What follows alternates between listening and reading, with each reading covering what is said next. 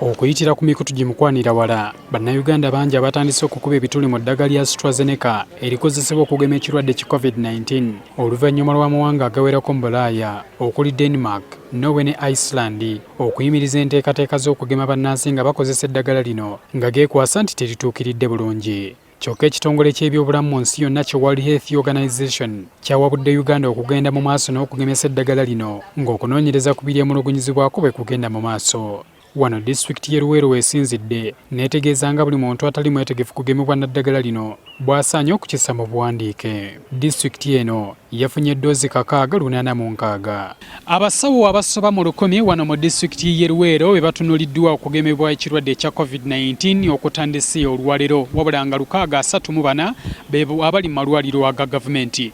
Okusinziira ku atwala ebyobulamu mu disitulikiti y'e Luweero atutegeezezza nti nno abasawo abo abanaaba tebaagadde kugemebwa ekirwadde kino bajja kukissa mu buwandiike kibasobozese okubalirira eddagala eri abaweereddwa. Tetugenda kowasinga eddagala liri completely optional. Oli asobola okwesalirawo nti ŋŋaanyi oba olasa okusalawo n'agamba nzikiriza vaccine. N'ekisinga obukulu kiri nti twagala ku accountinga. Kubanga bakama baffe baatuweereza okusinziira ku basawo betukola ki? Betulina. Omulimu gwaffe twakola abantu accountinga buli health worker akkirize oba agaane at least together their stand, but nothing is going to be taken against them. Mu basoose okugemebwa olwaleero be bakulembeze okuli amyuka ssentebe wa disitulikiti akulira abakozi RDC n'omumyuka wa nti okwerinda sibuti. Abakulembeze bagamba nti okutya eri eddagala lino kukyali kungi mu bantu.